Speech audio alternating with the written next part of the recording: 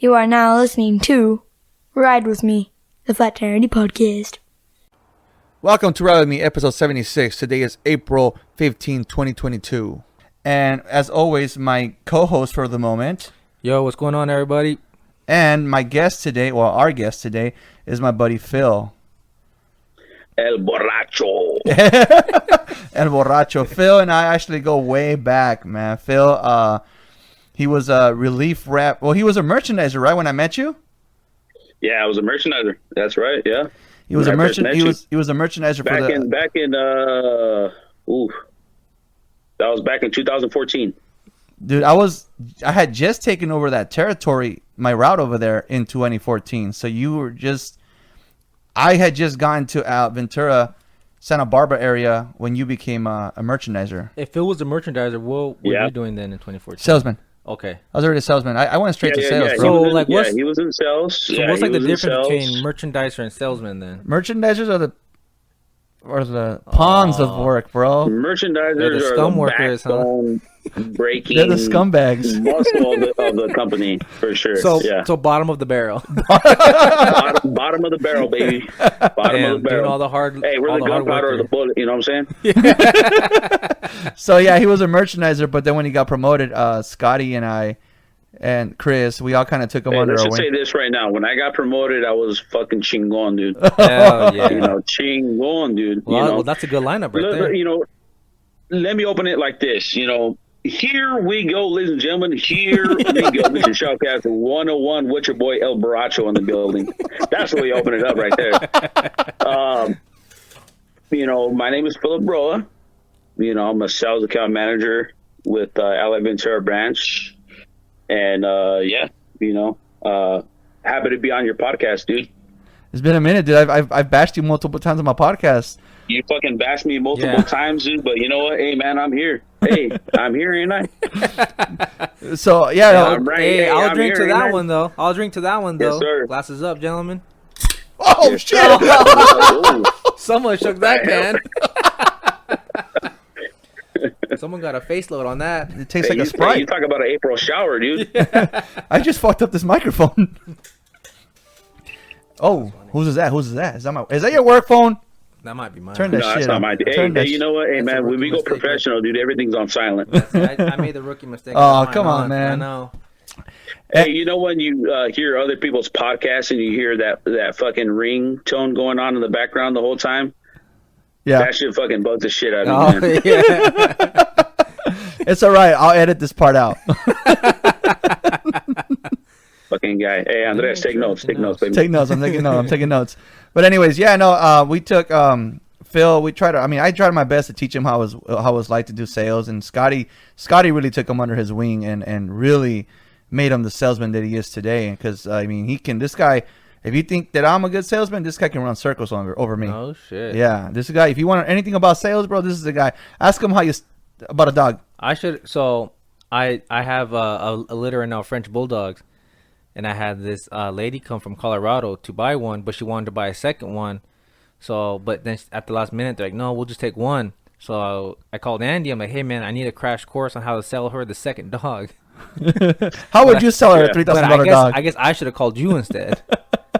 Yeah, hey, man, you want to sell a $3,000 dog, dude, you fucking, you start discounting shit right off the bat, man, I told you! Discounts, baby, discounts, hey, you know what? Hey, dude, fucking, you buy one dog, dude, outside of the other one, well, first off, you want to start high, so, hey, man, 2,500, and then, let them down talk you, so. Yeah, see, that's what my wife did, so. That's what she did. She went high, but the lady took it. She's like, "Okay, that sounds good." We're like, yeah. Wait. Well, that's what it is. You don't want to be like, "Oh, well, you're buying one dog 3,000 and try to sell the other one for a G." Yeah. Obviously, they're gonna fucking be like, "Dude, I fucking made $2,000 profit off this guy when he was trying to sell me one dog for 3 Gs."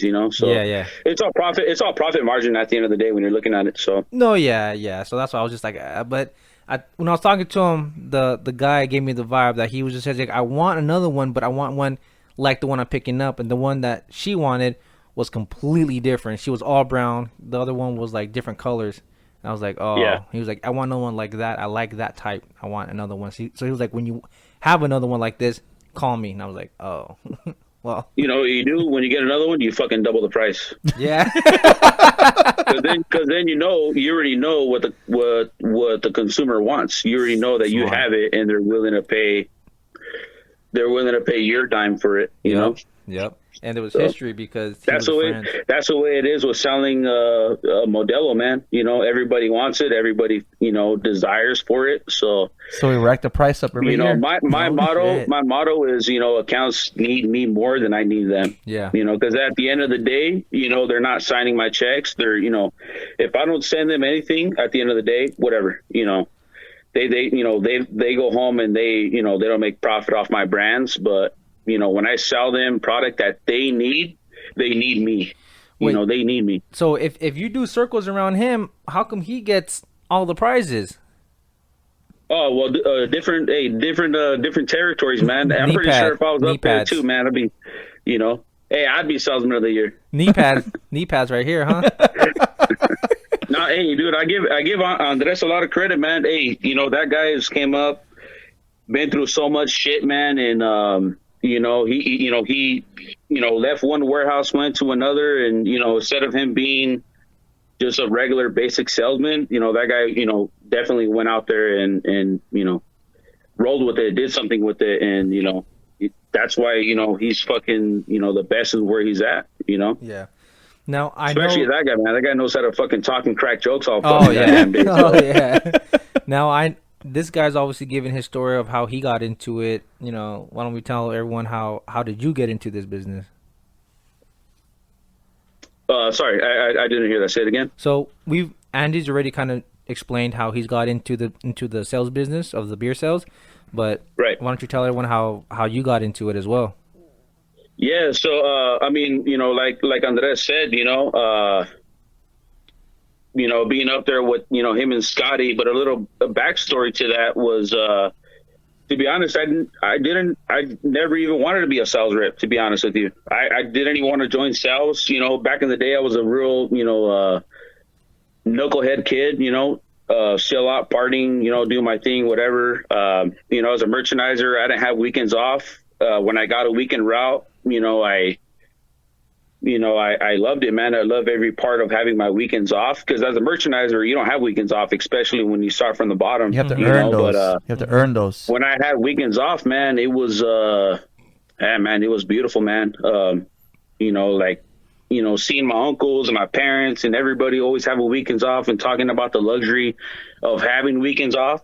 It was like, that was just like a plus, to the job. So I never even wanted to be promoted as a merchandiser. I literally wanted to stay. I was comfortable making the money I was at on my route until, that was, when one of the superiors actually came up to me and met up with me at one of my stops. And they were like, hey man, you know what, dude? We see a lot of potential in you. I think, you can do way more with the company, move up, prosper, and, just keep growing and do your thing. So, I remember a relief spot or two relief spot roles came up. I applied and, got, interviewed great, got the job. And then that's when I worked under Barry Stapp, and he took me under his wing in the Santa Barbara territory. And that's when I met Andres. That's when I, met Chris, and I got to meet my, my dear long friend, almost a father figure in my life, was Scott Marquez, and it was a little, he was a little tricky at first because, that guy, he knew what I was about, but, he knew I had a lot of maturing and growing up to do, and that guy definitely set me straight. He set me on the right path. And yeah, that's pretty much how I got into sales, man, and it, just seeing people seeing, opportunity in you for working hard and your hustle. Like I said, I was a knucklehead kid, always going out partying, whatever. But the thing I always had about me was that work ethic. I always had that drive. I always took my job seriously, and everything I've ever did with this company has always been 100%. Just give it your all. And I've always carried that, within my own self, my own, my own motto, dude. Just go out there and, I want to be better than everybody. When people look at me, I don't want to be known as like the guy like, oh yeah, he, oh, that guy's good, but he, whatever, it's like people looked at me like, oh dude, that guy's fucking bad. But the thing is like, he shows up to work late or whatever. But at the same time, it was like, dude, I would run fucking circles around everybody. You put me up to the best of the best, and I would dominate, dude. I would dominate in my class, and yeah, dude.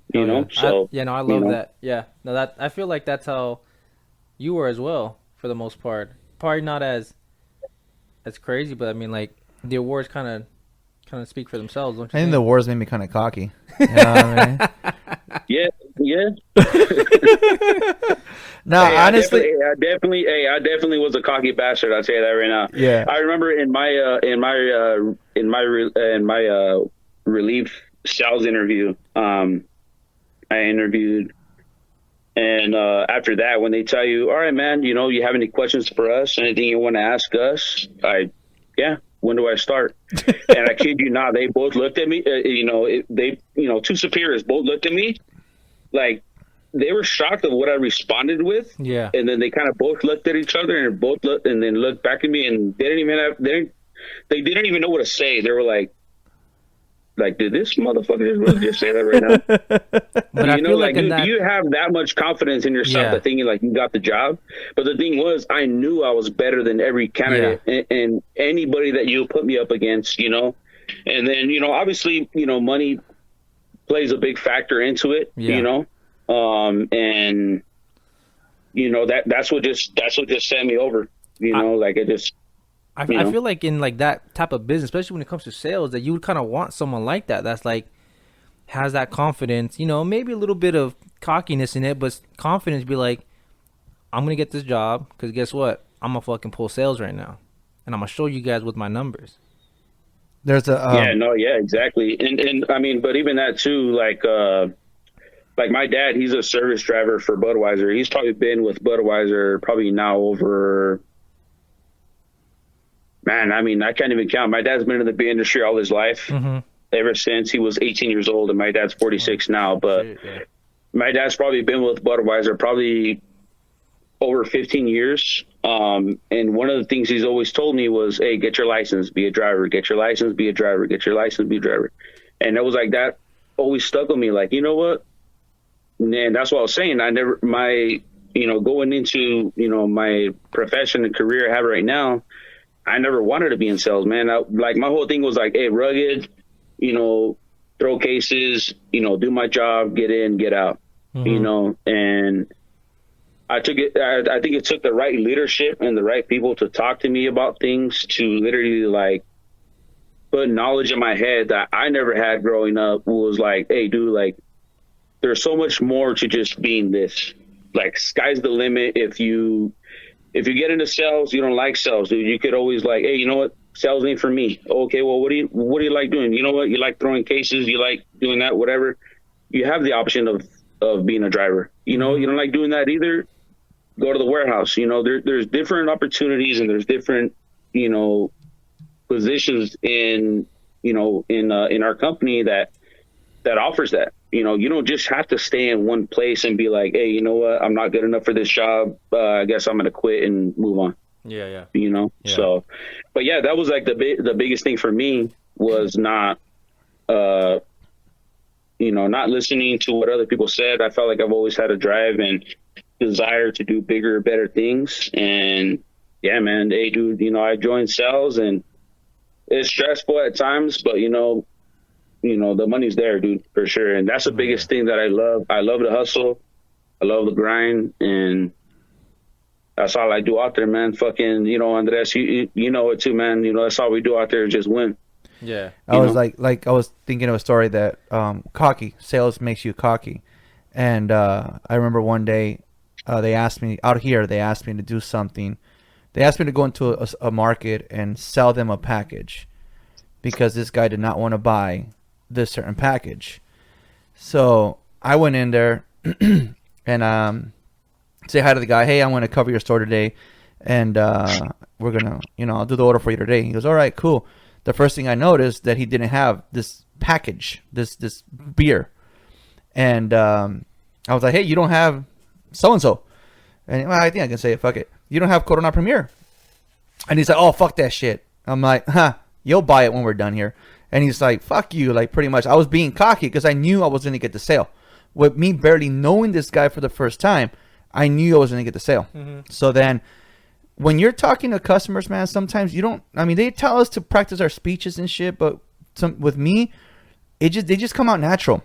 Yeah. So I walked in there and you got to get closer, dude. I know. I walked in there and I'm talking to the guy. I'm doing the order and everything. We're going over the order. And then after the order is done, I'm like, okay, so why don't you have this beer in your store? Well, that shit sucks. I'm like, excuse me? And I showed him my iPad and showed him, I have a territory where it says I've sold 1,500 cases in the last 3 months. How is it that you're telling me that this package sucks? Well, because it didn't sell in my store. Well, I even dropped the price to $6.99, and everyone in town heard that this guy was selling it for $6.99, and nobody knew why. I'm like, dude, you're the guy? He goes, yeah, I'm the guy. And I'm like, dude, well, it's doing really well in my territory, and I just have the store across the street. You're not my account, but that guy across the street is, and he's selling it. The guy down the street is my account, and he's selling it. And I'm showing him numbers. The numbers don't lie. So he's like, well, I bought 10 cases. That's where you messed up, my friend. You bought 10 cases of each package when you had no idea how it was going to do, you know. And then I caught that his number was already 805, so I knew that he knew what the beach. So I'm like, hey, so when you go to the beach, do you test the water, or do you just fucking jump in there? And he's like, well, I test the water. Then why wouldn't you test the water with the package you have no idea how it's gonna do? And he was like, fuck, you're right. So how about we give it another chance? I have 1,500 cases that shows it sells. And he was like, all right, well, send me the 6-packs and the singles. I'm like, guess what? We don't have the singles. We don't have the 6-packs at the moment. They're out of stock. But this is what I'll do for you. I'll send you the 12-pack, the singles, and I'll give you a couple carriers so you can make your own 6-pack. And now you have 3 SKUs out of 2. How about that? He fucking took the beer. Yeah. Here's the cocky part. Yeah. I get home and I'm doing this to my shirt, like, you know, what's up, what's up? My wife's like, what did you do? What did you do? I mean, I don't mean to toot my own horn, but when you have 4 different salesmen that go into this account and can sell this guy a SKU, and then he sees me for the first time and takes 2 packages, makes me kind of fucking cocky. Yeah. Yeah, no, and that's a beautiful sell, dude, to be honest, because right there off the bat, that's beautiful what you did, because not only that, you gave him 3 opportunities out of obviously the 4 that you had out of stock, but that's like the beauty of selling, because it's like, that's what he did right there. Not, he could have settled for just, oh, you know what, let's try this. Let's just try the singles for now. Let's see how they do, whatever. And then, you know, we'll circle back next week and boom.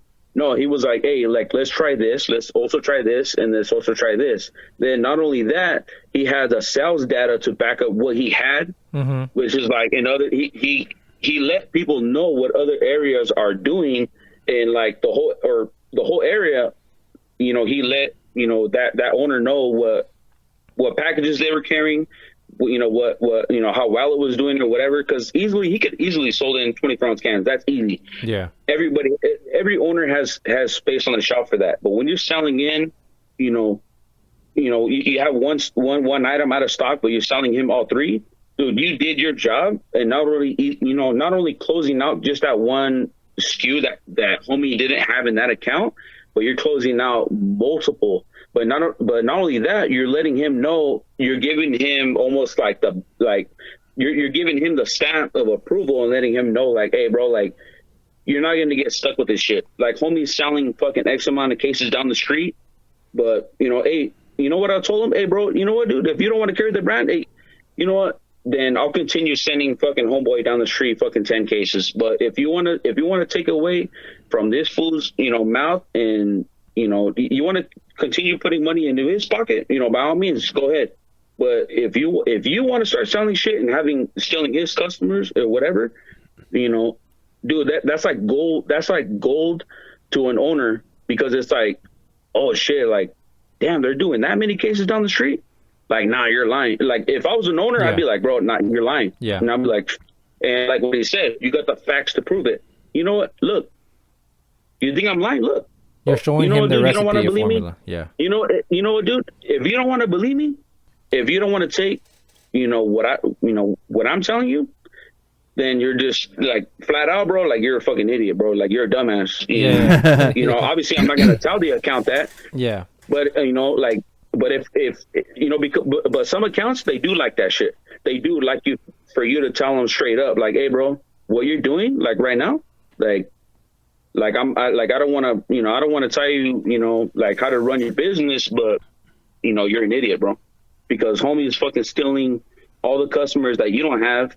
And, if homie's carrying this product, think about it. If I drink that product and I'm going over here and I'm with my sister and she drinks a product that you sell, am I going to go across the street and buy a product and then drive over here to your store and then let her buy something? No, bro, I'm going to buy both of my shit at the location and dip, you know? Yeah. So, yeah, like what he did right there, beautiful sound. Not only did I do that, I also went back a week later to it's not my account. No business in that store. Yeah. But I popped in there since I was in the area and just said, what's up? The man was happy to freaking tell me that he has sold 1 6-pack and 3 singles. He was happy in a week that he sold 4 units. So I'm like, there you go, bro. You just overbought. And you know what? No. Shame on the salesman that sold you 10 cases of each. Shame on him. Yeah. Because, you didn't know how it was going to perform. Yeah, and even that too. That's bad selling, bro. Like, I mean, me as a sales rep, bro, I would have never done that because, for one, you lose the trust. So, meaning, like, if I'm an owner and I trust you to sell me good product, you come into my account and you sell me fucking 10 cases of some bullshit, all because we get paid per placement, or sometimes I know they do run crazy incentives like that. For every case you sell, you get X amount of money, whatever. Homie probably was just trying to cash out on that incentive and sell them because he knew he would take the product.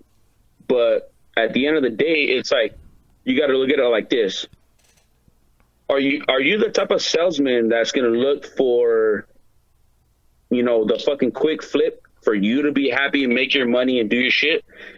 Or are you going to be looking at as like a long-term career, rather, like you're going to build that bond and relationship with that account. You're going to sell him the right items that move in his store or whatever. And, you're going to just, oh, fuck, I lost my train of thought right there, bro. Fuck, I'm already getting kind of faded out of the fucking whiskey city. No, but I get what you're saying. No, pretty much that the long term, that the person's going to have the trust and they're going to keep continuing buying more. So when a new product comes in and you're like, hey, when we try this out, they're going to trust you. Like, hey, you know what? If homie's saying that this shit's going to be pretty good and I'm going to be able to move this product, then, why not give it a shot? Compared to like, no, let's just stick with what I got. Exactly, yeah.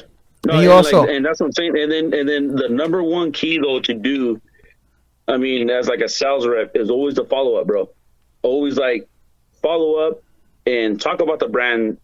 The next week you go in, hey, bro, hey.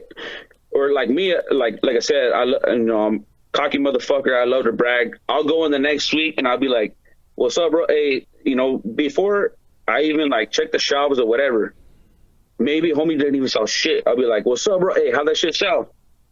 And as soon as we up, bro, I didn't sell shit all week. I'm like, oh, fuck. Then I know I'm in trouble. Mm-hmm. But if he's like, bro, it's just flipping, dog. Like, bro, I already sold out. Then you got him. Yeah. Then you start building that trust bank with that person. And he starts to know going forward, like, he knows that you know what you're doing. Yeah. You know what I'm saying? He knows that you ain't going to go in the account and fucking sell him on some bullshit, Mm-hmm. So. Like I was telling you earlier, Rick, I went to one of my accounts called me up yesterday, and he was like, hey man, I have too much beer from the weekend, and he likes to go to a wholesaler too, so he goes and buys them somewhere else. So he's like, hey, can you skip me this week? I'm like, yeah, no problem. And his account, Phil, it takes me about a freaking hour and a half, dude. It takes me an hour and a half. Yeah. So I was like, fuck it. Now I have an hour and a half to do something else. So I go into this little market, and you know the owner is, you know, a lady in her 40s maybe, and she's always behind the register. She's got money orders to write, MoneyGram, all the bullshit. So I don't think she pays attention to her cooler. But now that I have this hour and a half to spare, I went inside the cooler and I tore it apart, dude. I just organized everything. I striped everything. You know, Coors Light were Coors Light, Modelo 3-packs were Modelo 3-packs, and so on, where I also started rearranging her cooler, and I ended up finding like 5 spots. Like, she had multiple spots of the same SKU. So I'm like, so I cleaned them up and everything, and this is the kind of sales that I like. The sale that I like is the one where I'm not asking her, I'm telling her what I'm sending her. Yep. And I'm like, look, ma'am, you have 2 facings of this. Because of this reason, well, I'm going to send you this package right here. Then you had 2 facings of this, so I'm going to send you this one and this one because this one does really good, and this one's new, blah, blah, blah. 5 new placements in one store without me having to sell. And the energy drink, too. So 6 new placements in one store without me having to sell them. All because I cleaned her cooler. That was it. Yeah. That's all it took. And that's the way you got to sell, too. And, like me, like the way, I mean... Like the way I've been selling lately, though, too, is like, especially with our work, you know, our line of work, especially with all the out of stock issues and everything that we've been having at work, it's like, it's almost a luxury, bro, to these customers when they're getting our product, bro. Oh, okay. Like, because trust me, there's some people, if they get Familiar 32s or they're getting, you know, whatever they get in their accounts, there's sometimes, bro, we're like, if you're seeing that account on a Monday for Tuesday, by Wednesday, it's gone. And by you're visiting that account Thursday, you know, for Friday, or you're visiting Wednesday for Thursday, but the product's already gone. Well, me, I future order a lot. So I'll future order product, right? I'll save them X amount of cases. But then this is how I saw my placements in. Especially if I know if it's a stubborn account. I'll be like, hey, man, you know, after I'm doing my sales call, everything, I'm checking out with them. Hey, man, you know, whatever. Hey, man, do you have that product in stock, bro? Dude, I've been needing that. As soon as I hear that, I got them in the bag. I'm like, I do got it, bro. But you know what? We ran out of stock. Hey, we ran out of stock fucking yesterday. But guess what? I saved you some cases. But here's what I need from you. Yep. And as soon as they tell me, oh, no new placement, no, blah, blah, but you know, dude, this is a business, dude, okay? If you don't understand that, like, you got to help me out sometimes, it's the same way I fucking help you out. If you just think I'm here to write orders and fucking send you beer, you're wrong, dude. You're wrong. Because I can easily cut that shit and you're not going to get it tomorrow. Or you know what, dude? I'll be glad, dude, to sell homie down the street that's going to take every single placement I tell him to. I'll give him all your fucking cases. I don't care. Because you know why? You don't write the orders, dude. I do. And you know what? And that's just if they're cocky. If they're like, oh no, I don't want to take no play. Or you don't want to take no play. You don't want to play ball with me. You don't want to take what I want. You know, dude, all I'm asking you for is to help me out, you know? And I'm not even making money on this shit. Or sometimes I am. But I'm like, dude, like, I need to cover, I have monthly objectives I got to do as a sales rep, whatever. But that's what I'm saying. That's where the sales flip comes in mind, because I'm like, bro, you know what, dude? If you're not going to take shit from me, why should I help you out? Mm-hmm. Well, fool, because you got a liquor store and you sell fucking beer? So what? So does everybody else around here, bro. Yeah. But you don't want to take product that I need help with and closing, you know, non-buys or whatever that I got going on within myself that I got to close out within my own job, you know, that I got to do, you know, for your account. Half the time they're like, nah, I'm not going to take it. That's cool. Hey, bro, you know what? You're not getting this in this week. And you know what? If they want to hold a grudge, trust me, dude, Modelo comes out with so many fucking products. Dude, we carry, I want to say 65 to 70% of the beer category. And if they want to cut me off and they want to, you know, they want to play that game, it's really easy, bro, to fucking, you know, to turn it on the, you know, to turn it on owners, but yeah. No, that's the one thing they teach us is like, you guys are not order takers. You guys are not order takers. You guys are salesmen. You guys are account managers.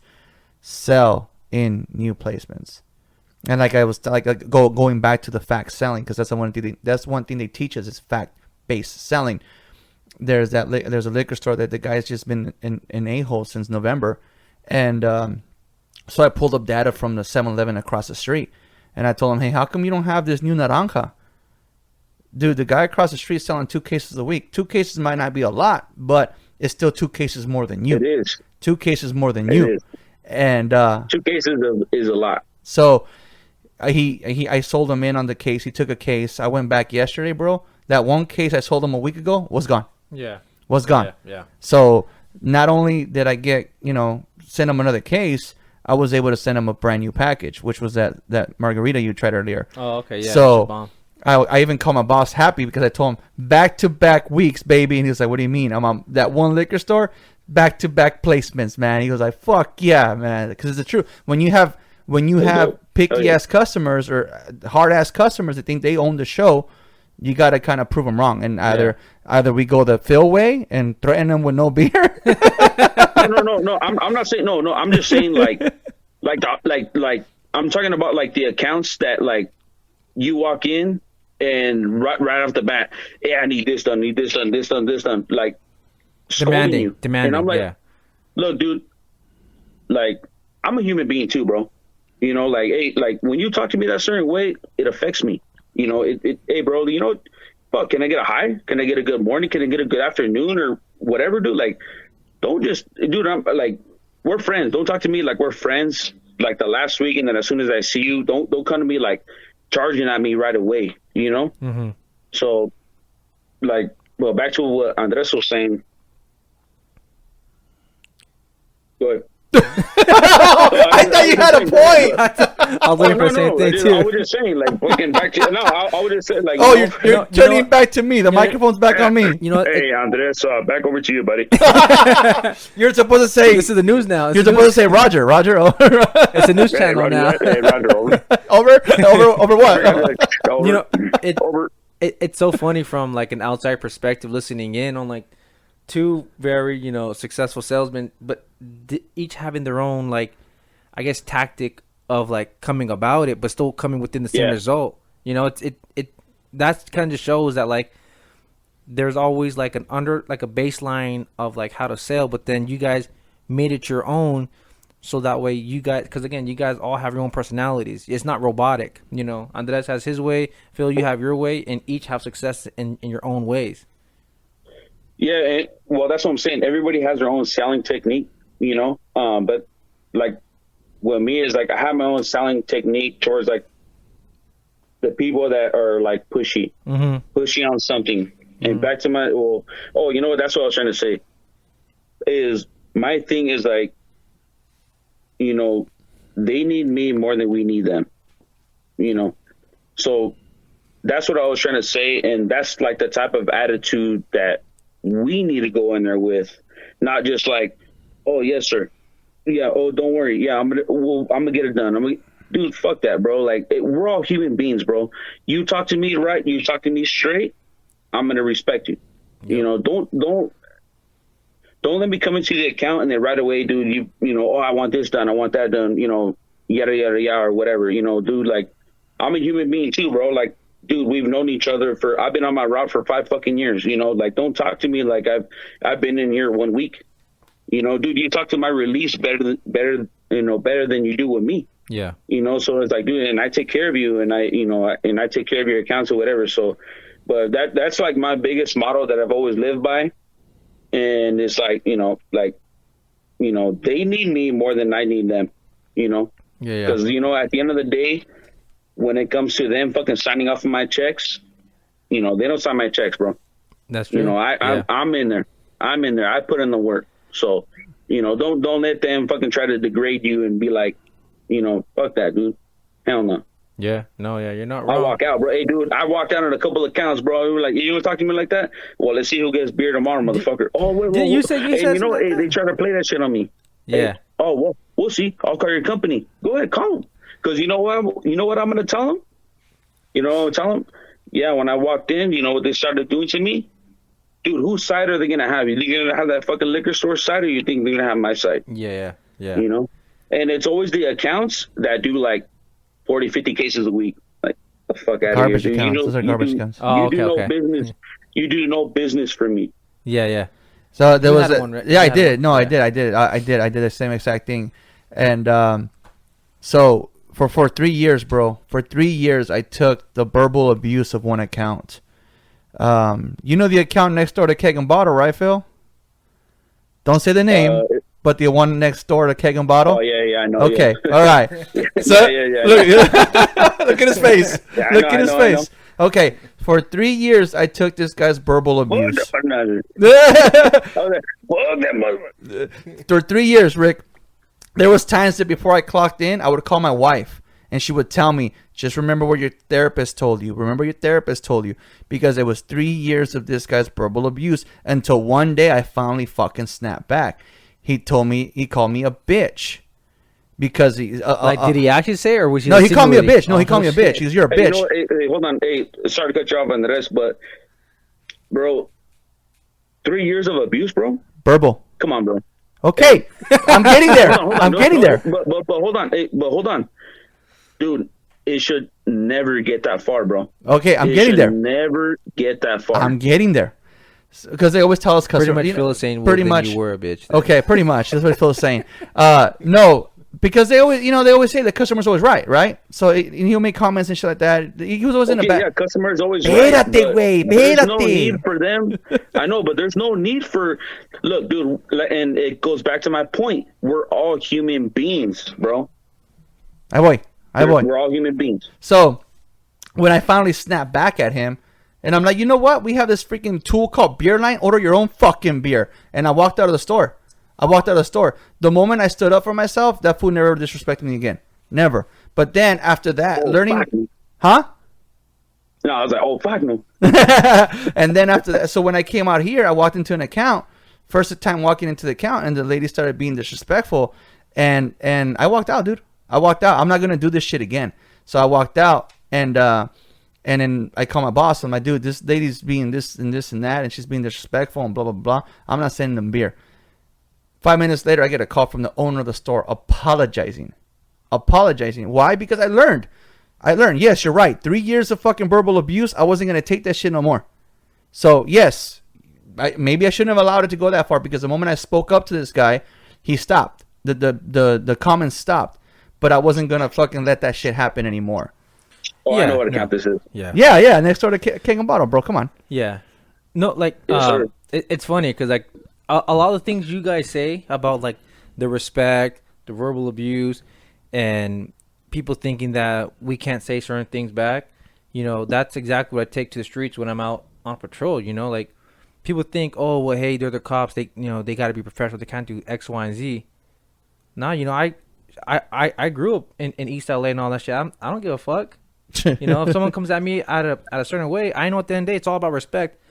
If they see me, I look like a kid in a uniform, you know, they're gonna think they think I'm gonna be a little bitch. I gotta stand up for myself, and that's when the respect all hits. You know, at the end of the day, it's all respect, and I tell them that, like, hey man, I'm only coming at you the way you're coming at me. If you're gonna treat me like a bitch, then guess what? I'm gonna treat you just the exact same way. And they're like, oh, I'm gonna talk to your supervisor, and I'm gonna make a report. I'm like, I don't give a fuck. You think I'm scared of that shit? What's that gonna do?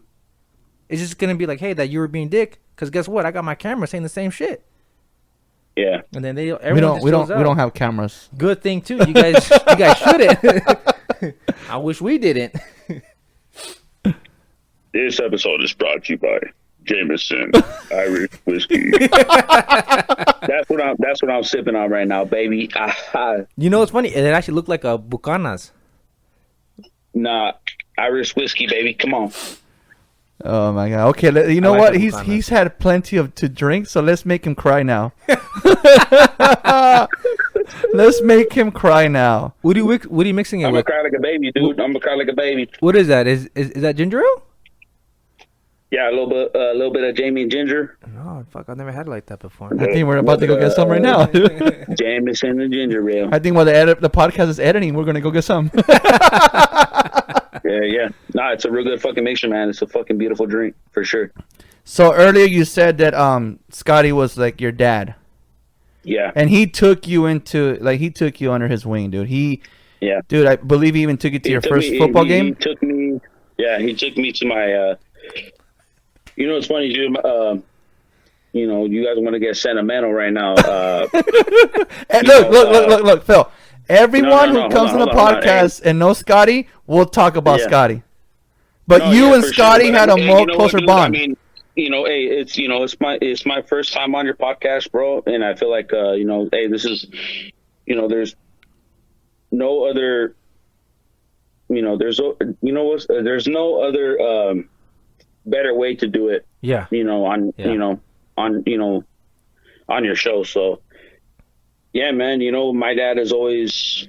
I've got offered a couple of times, bro, to go to Raider games, bro, for when I was in high school, and every single time, my dad has always told me, "Nah, I want to be the one to take you to your first Raider game. No, I want to be the first one to take your Raider game. All this, whatever." After a while, dude, I got tired of hearing it, and like I said, dude, Scott was fucking. You want to talk about Raider fans, dude. Like I'm a big time Raider fan, and I've never been to a game. Well, at the time, I have never been to a game, and I told Scott this story, and Scott was like, "Dude, you never been to a Raider game, bro? Like for real? Like, are you serious?" I'm like, "Yeah, bro." Like, and this was I was already living on my own, doing my own thing, whatever. And he was like, "Dude, fuck that, bro. Like, well, not fuck that towards your dad, but he was like, dude, fuck that, bro. Like, dude, let's go to a Raider game, bro. Like, let's do something." And, me and Scott would play on fucking Fortnite, dude, for fucking hours. Yup. Hours. Yeah. And, me and Scott were just, BSing, dude, on Fortnite, one night. And next thing you know, dude, I hear him, "Hey, dude, they got this date available. Do you want to go?" And I'm like, you're really looking up times right now, bro? Like, for real? And he's like, "Yeah, dude. Like, dude, yeah, bro. Like, if you're down to go with me, and you're down to, well, I told him, I was like, "Hey, bro, if we go, are we going to go for the day? We're going to get a hotel. Like, what are we doing?" And he goes, "You know what, dude? Let's go. Let's both take that Monday off, and let's go out there, enjoy it. We'll hit up like the Lagunitas right there in Petaluma. We'll go hit up the Lagunitas brewery.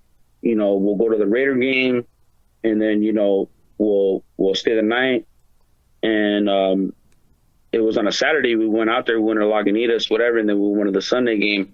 Bro, I have never been to a Raider game since until I went with Scott, bro. And that moment alone, it was like I nearly cried because I was like, dude, like this is something I've always wanted to do, you know. And I've always looked at Scott as like a second dad. Like I've always looked at him like as a father figure because I think he was like 5 or 6 years younger than my dad, but he's always like, every time I always messed up on something, every time I did something wrong, he was always like, "No, like, don't do that. Don't do this.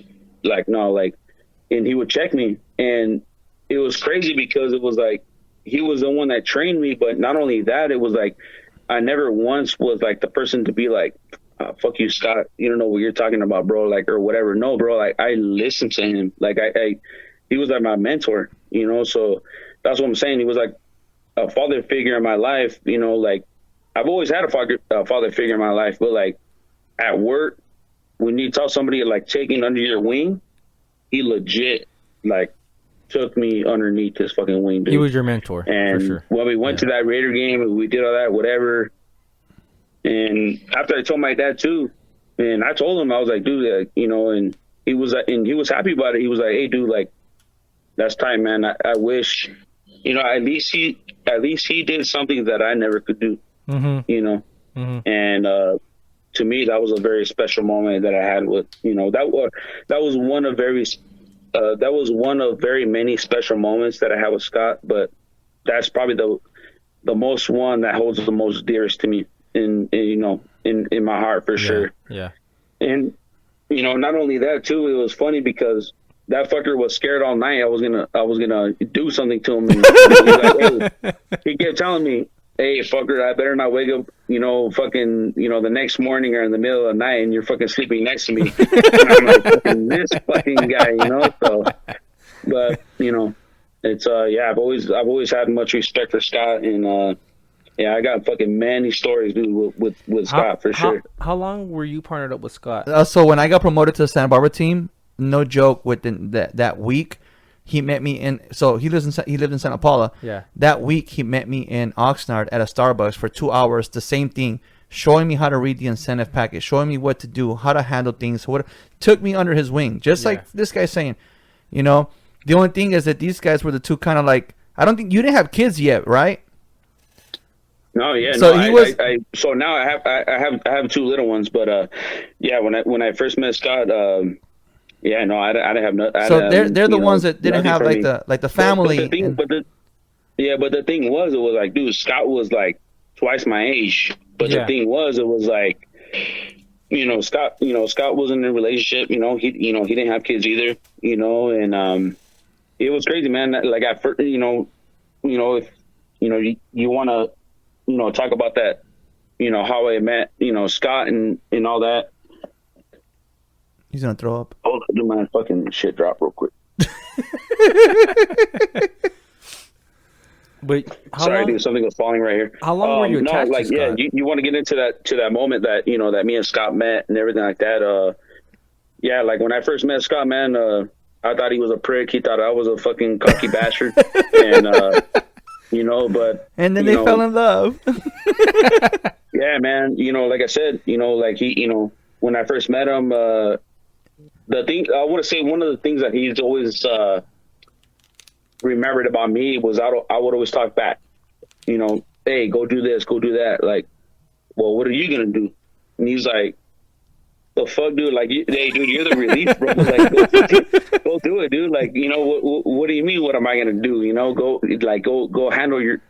Go tell you what I'm trying to do, bro. Like, go handle your shit, bro. Like, I'm the sales rep. I'm trying to go do something. I'm like, yeah. All right, so I'll go do it, whatever, and then I'll come back, like, whatever is done or whatever, and then, oh, well, fix this, fix that, like, or whatever. So with me, I was always like, the fuck, dude? Like, what's this dude's deal? I thought he was. I literally just thought he didn't like me, like. But like as I got to, grow and know him, everything, it's like, dude, I would legit talk to that guy every single day. Yeah. Every single day. Yeah. I only every single day. Like, when you talk to somebody, bro, and you're like, hey, like, oh, how often do you talk to your dad? I'll probably talk to my dad like maybe 2-3 times out of the week. Mm-hmm. Bro, I would talk to Scott from the very morning to midnight sometimes. Because no, you go to sleep. No, you hang up. No, you hang up. No, you hang up. Like when we left home for the day, we were done. We were like, all right, hey Scott, see you tomorrow, whatever. Hey, text me where we're gonna meet at, whatever. Dude, homeboy would hit me up at 8 p.m. I would, and even my wife would say too. She'd be like, I would get a call at 8 p.m. Oh, who's that? Oh, it's Scott. Oh, what does he want? Oh, I don't know. And I would answer hello. He'd be like, what the fuck are you doing right now? Like that, dude. Hey, off the bat, just like, what the fuck are you doing right now? And I'm like, fucking watching a movie, fool. So we're like, what do you want? And he'd be like, get online, dick. Yup. And I'm like, hey, like that, dude. Like, hey, get online, dick. And I'm like, like, dude, it's 8 p.m., dog. Like, fool, I gotta wake up at 4:30 just to be on the road by 5 on my way to Santa Barbara, and he'd be like, fuck it, hey, dude, if you get there like 6:10, 6:15 or whatever, like, and he's like, dude, you're going to be riding with me tomorrow. You don't got to run a full route. You're only going to run like 3-4 stops, whatever. Like, you're with me tomorrow. What do you got to worry about? All right, dude, whatever. And it was back when I had, this is back when I had a game still room. Selling. So, dude, all right, peer pressure, fucking hook my shit up, whatever. And I'll tell my lady, hey, hey, I'm gonna go, I'm gonna go to the room, whatever. And she'd be like, who called you right now? Oh, like, Scott. She'd be like, what the? It's like it's 8 o'clock at night. You're not, you don't got work or what? I'm like, yeah, I got work, but I'm like, it's Scott. It's Scott. I'm like, no, but the thing was, it was like. It's like this, dude. If Scott was that much of a dick, dude, I would have been like, bro, like, fuck you, bro. Like, I'm gonna knock out. I'm gonna block I'll see you at work tomorrow. What do you mean answer the phone? Like, it was the thing was like, it started becoming like our routine, bro. Like as soon as we would exit out work, whatever, we were driving home, it was like, hey, dude, I'm gonna call you later, bro. Like when we get online, I'm like, and sometimes I'll be like, nah, bro, like I don't know if I'm gonna get on tonight. And he will call me, dude. Like sometimes I'm in bed, whatever. What are you doing, Dick? And I'm like, fool, I'm ready in bed. I'm gonna knock out for work tomorrow. get online, let's do this, whatever. So I'm like, and it's crazy, bro, because I would go to the room around 9-10 o'clock at night, and bro, we'd be up till, dude, one time on a work night, the latest we've ever stayed up was 2 a.m. Fuck that. Yeah. 2 a.m., bro. So, and it was all because of Call of Duty Zombies, bro. Yup. Fuck that. Dude, one day he called. One day, it wasn't like that with me with them because I was already out here, and to my time to play Call of Duty or Fortnite, whatever, with the guys was Friday nights. So I would get home, and it's already 7 o'clock. I'm already tired. I'm gonna take a nap. And you know how I put my phone on mute, right? No one can call me. No one can text me. I'm done. No one can hear my phone. Yeah. But the only time my wife would wake me up, hey, babe, what's up? What's going on? Scotty's calling you. Oh, shit. Time to get online, boys. Make the coffee. Oh, shit. Coffee. Yeah, like, we had like a Friday night ritual for Right? like a while, dude. Yeah. A while, because we knew, dude, I blew off fucking going out, doing shit, whatever, because of Scott, bro. Because literally, like, I'll be out with him Friday, whatever, and literally he'd be like, hey, let's like hurry up, knock our day out, let's hurry up, go home or whatever, because he knew, like, I came home, had to unwind, talk to my lady, whatever, do my thing. But he would know, like, hey, Dick, 7, 8 o'clock, I'm gonna call you, and let's do it. Dude, I would have fucking Red Bull, Monster Energy drinks near me, because I knew it was like, dude, this 8 o'clock right here is gonna go, and especially on a Friday night, bro, that shit will go till like 2 in the morning. 4 4 in the morning. Yeah, 4 a.m., bro. And dude, and still, like, it, and that's the thing too, we'd be looking for different people to call, like, call Andres, call Chris, call Evan, call Carlos, like, different people we'd be looking to Let's call. get a four. Yeah. Yeah, just that 4 party. Once we would have it locked in, that was it, bro. We'd game all night. I remember, hey, you remember Scott still being like, it'd be like 10, 11, 12 at midnight, and he'd be like, hey, give me a second. Oh, what are you gonna go do?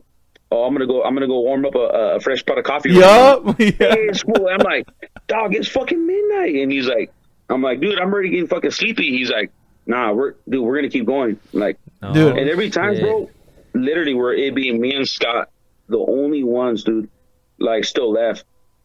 1 a.m. and I'm like, dude, I'm tired, bro. I want to knock out. And he'd be like, one more, Dick, one more. Yep. And I'm like, one more.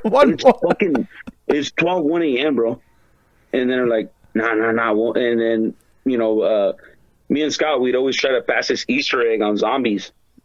So I'd always tell him, bro, dude, when you say one more, like, this shit's gonna be like 10, 3, 4 a.m. Yeah. Like, it's gonna carry on so long, dude. Like, you don't even know. And it will literally get to that point where it'd be like, dude, it got to the point, dude, where every time that we would play, I'd fall asleep on the mic, bro, because we'd keep going, and I would just fall asleep. And then the next day he'd be like, dude, we made it so far, and you fucked up because you fell asleep. And I'm like, dude, like, fuck, dog. Like, I'm tired, bro. Like, I'm tired, dude, But, yeah, man, miss that guy. No, one day. So when I first moved out here, they wanted a visual how it looked like where I lived at, and I used like Oxnard Boulevard. Well, picture Oxnard Boulevard and Cooper. That's like in the ghetto. That's like Colonia, right? Okay. Picture Oxnard Boulevard and Cooper. So Valley would be Cooper. Okay. I mean, Oxnard Boulevard, and Covina would be Cooper. Okay. Right? There's a taco truck at the corner, and they're like, "What?" I'm like, "Yeah, dude, there's a taco truck at the corner." And they hit me up, and I'm like, I went down. We were playing Fortnite, so once you go down, back then they couldn't revive you. Now they can, but back then they couldn't. Uh-huh. So I'm like, well, we still have another 20 minutes to go. Like, dude, where'd you go? I'm like, because they hear me chewing. I'm like, did you really go get the fucking tacos? I'm like, dude, I can look out my kitchen window and there's a fucking taco truck at the corner. Of course I went to go get taco, and then fucking Phil's like, fuck, now I want tacos. Well, that's like how you have it now. You even showed it too. Yeah. You even showed it too. Dude, yeah, he literally sent us a picture of the taco truck like right across the street from his fucking house. Well, he still has that now. He has a fucking taco stand right there, right at the corner of the street. Yup. He still has it. Hey, didn't Scott put a bumper sticker in your car? You want to tell us what he said? It said honk if you love gay porn. That's what it said. fucking guy, dude. Hey, you know what's funny, dude? This guy, we got off of a meeting at the Ventura warehouse. You know, because we'd had meetings every like Tuesdays and Fridays, like that back in the day. So and we'd meet there, and one time, dude, this fucking guy, he fucking we were leaving the warehouse, and then he goes, "Hey, did you check your car before you left?" Just laughing, and I'm like, "Nah," like, "No." I'm like, "Oh," he goes, "Did you notice anything unusual or whatever?" I'm like, "Fool, what do you do?" I already know. I'm like, "Fool, what do you do? What do you do?" And he was like, "Nobody honking at you or nothing." And then I'm like, "Yeah, I have noticed a couple people honking at me." Like, "Yeah, like what?" Just laughing. I'm like, "What the fuck did you do?" Just laughing, and I would meet him at Bevmo. Oh, it was a we had a Friday fucking meeting. Yeah. And I would meet him at Bevmo on Fridays, bro. That's when Elaine Santa Barbara. Yeah. So I met him there. The whole time he was just laughing, and I'm like, "What the fuck? This fucking guy fucking did something, whatever." I get off, dude, and I see my magnetic bumper sticker, bro, and it fucking read, "Honk if you love gay porn, bro." And I'm like, "This motherfucker, man." I was like, "Fucking fool, man." Oh, Well, that's a good one. That's a class. That's a good. that one. was a good one. He got him. He got him good. Yeah, no, like, but just back to the people that knew Scott, bro. Like, they knew that, like, when you knew Scott, man, that was such a fucking hilarious guy to be around, bro. Like, he cracked some of the most hilarious jokes. They were like, fuck, man, but they were like inside jokes too, that only you would know, Okay. and only that you can like comment and fucking laugh on, whatever. Like, he wouldn't do that shit to anybody that he just kind of first met or whatever, But if he didn't insult you, he don't like you. that's a fact. Yeah, that's a fact. Yeah. If he didn't insult you, or if he didn't call you like dirtbag and scumbag, if he didn't call you like bitch ass fool, pussy, just like any of those names, bro, like, like you said, dirtbag, scumbag, any of those names, yeah, he just didn't fuck with you, like, for real. But if you got picked on every time you're around Scott, man, that guy was you were the homie. Definitely a treasure for sure. Yeah, he loved you, dude. I called his mom on his anniversary, and she was so happy that I called, and she says, yeah, she was feeling it, obviously, because it was obviously the year number 3 and shit, and and she went to go put flowers and stuff. As a couple of the guys went and they FaceTime me while they were having a beer there at the tombstone. Were you there, or was it was you, right? No, it was Forrest. It was Forrest, Evan, and someone else. I couldn't make it out that day. I wanted to. Yeah, I mean, we were gonna go that weekend, but we had to change the plans. But I called his mom to check on his mom and stuff, and they did a lot. Damn. Hey, ice, baby, ice. No, but what's so fucking funny, dude? And I laugh at this every time I see the fucking the tombstone. Bro, Tommy White fucking Scott is leaning that motherfucker, dude. Yeah. I'm like, dog, come on. Hey, come on, fool. Like, Hey, even in death. I mean, because Scotty was a big boy. Scotty was a big boy. And apparently it took 2 vases to fill him up. Like, it took 2 of them. He didn't fit in 1 vase. They cremated him. Oh, no shit. Yeah. Okay. But you know what's funny, though, dude? Like, it took, like but I don't know if it's like the way that the fucking hill is, whatever. It has to be the hill, dude. Yeah. Marlboro fucking hill or whatever. But it's just funny. So funny because, like, to me, like, me knowing Smith, it was like, dog, like, come on, fool, like, Shadow fool, like, you had to lean everybody, dog, like, your fucking big ass, And but that's the thing. But here's the thing, though, like even though that, like, we crack jokes, we do this or whatever, dude. If anybody else was in. Like, anybody close to him was in that, that pickle. Like, deceased or whatever, like, he'd be doing the fucking same exact shit. Bro. Yeah. Like, because he had like that vulgar humor where that was like, damn, bro, like, that's fucked up. But like at the same time, like everybody will laugh on it, you know. So like at the same, like, dude, if he saw me crying, like at his gravestone, that fool would literally look at me and say, "Bitch ass fool." Like, he would look at me like that and be like, he would look at me and be like, "Bitch ass fool," because he would always tell me that every single time. Every time, I'd be like, "Man, bro," like, and I would tell him something like really sentimental, like, "Bro, like, me and my lady are going through something, whatever. Hey, dude, like, you know, I think we're fucking, pretty good. I have this happen to me today, man. Like, fuck, dude, like, got a lot going on right now." He'd be like, "Damn," and he would look at me, "Bitch ass."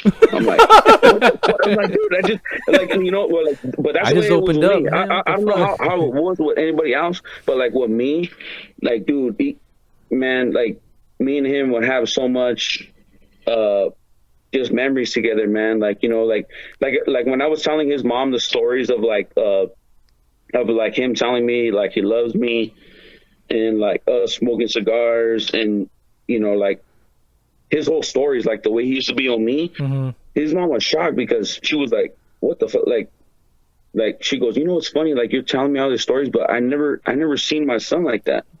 And I'm like, man, when he was with me, like I would, dude, me and him would literally be on the phone, and I would be telling him like, "Hey, bro," like we'd be talking about something or whatever, and I'd be like, "Hey, bro, right now, dog, tell me you love me."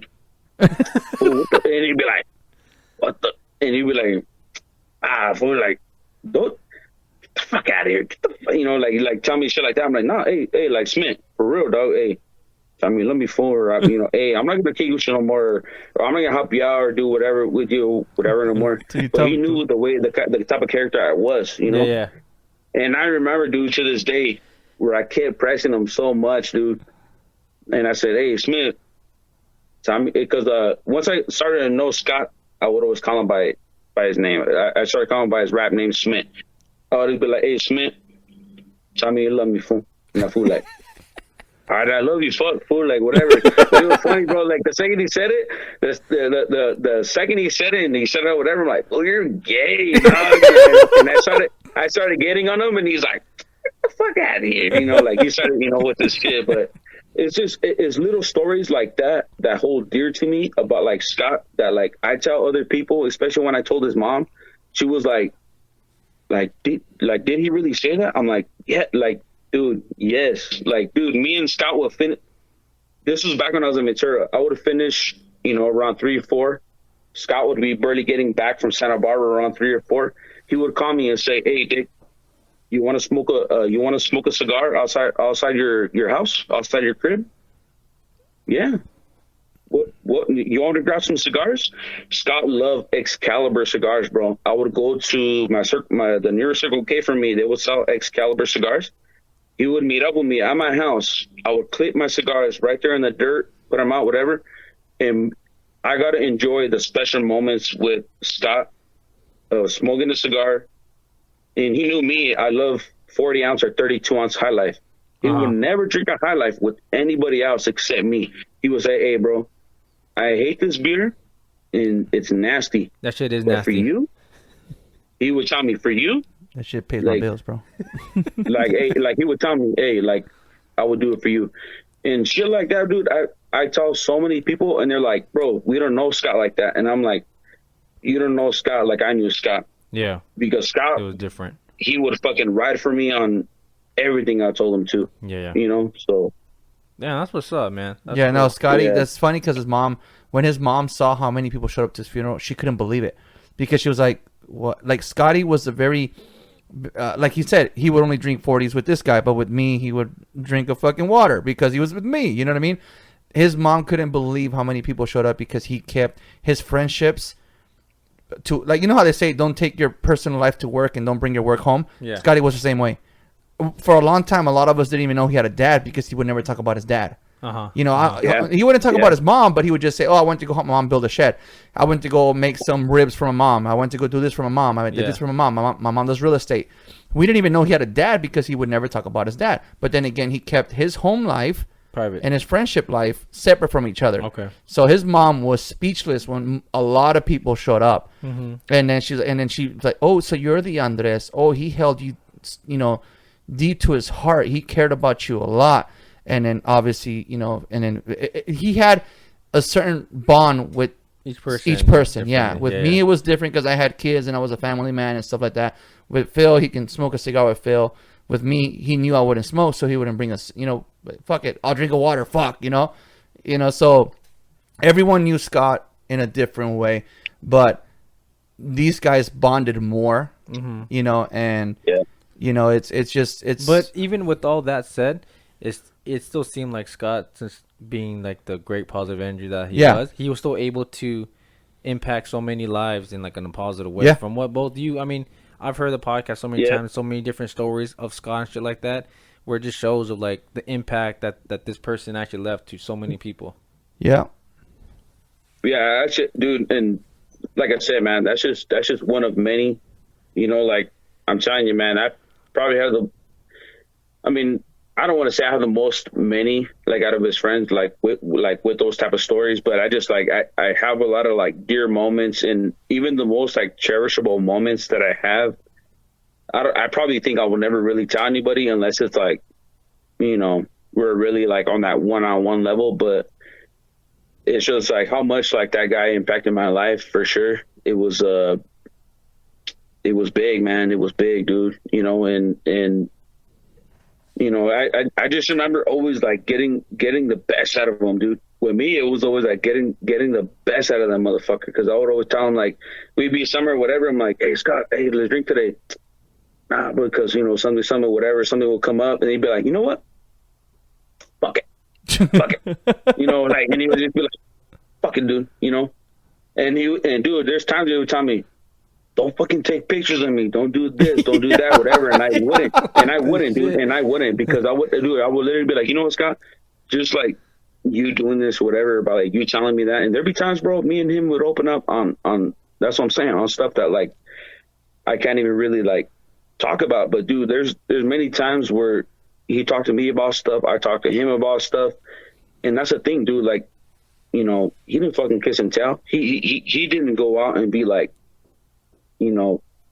tell people about, what me and him talked about or whatever. So, if he didn't do that, I'm not gonna do that now, but it just, Scott, man, I just, he, real deep place in my heart. And, every time I get the chance to bag on him a little bit, I will, because fucking, if, like I said, if I know if it was me, deceased, I know that motherfucker would be cracking jokes fucking left and right. So yeah, he would. And that's the thing though too. Scott hated to see people fucking down or sad, man. If he saw you sad or down, he would listen to you or whatever, and then he would crack a joke. He would kind of like crack a little joke to kind of like offset the mood, like let's move away from this, like let's not be down. Yeah, like, yeah. But then again, he was a teacher, bro. Like he would like I said, dude, he was like my second dad, my second father figure, my mentor, somebody that I went to with problems, and every time that I had something, dude, he just had the fucking right words to say about everything. Nah, he was a good dude. He's an amazing dude. But Phil, ya van a hacer las pinches 9:30, bro. I gotta get ready for a bike ride tomorrow morning. Guys, I just want to say right now, Andres said I only had an hour and 30 minutes to be on the podcast. I want to let everybody know right fucking now that he only gave me an hour and 30 minute start time. Well, we'll record a second episode with 20 minutes, bro. Hey, and then also too, I was a last minute guest. You know what I'm saying? Inclusion. So, that's what's up. I just want to throw some fucking carilla out there. Yeah. I gotta go on the bike ride with our buddy Paul Valadez. It's all good. Hey man, but you know what? Hey dude, I appreciate you for letting me be on the podcast and letting me be part of this. And yeah, man, I hope to do it again soon, man. This was fun. For Yeah, sure. yeah. Like I said, I enjoy this for sure. it's always there. It's always there. You This know? guy's been here for a couple times already, but Yeah, for sure. yeah, dude, it's anyone's welcome. But like I said, I got to get ready for a bike ride tomorrow. So like I end every podcast, Hey, Phil. if you ever need a co-host, man. Hey, Oh, oi. Shit, with the Oi. fuck shit, Ricky, Nah, that man, was no. like, oh, fuck no. Nah, I'll arrest you first, dog. Oh, shit. All right, Phil. Nah, but yeah, dude. Hey, man. Yeah, I'm down for whatever. Okay. Dude. Yeah, Well, let's do it up. like I end every podcast, Phil. Thank you for riding with me. Yes, sir. All right, bud. Hey, you don't love me, okay? You don't love me, okay? My spook. Oh. Thank you for listening to Ride With Me, the Flat Tire Indie Podcast. You can also listen to us on iTunes, Spotify, and Podbean.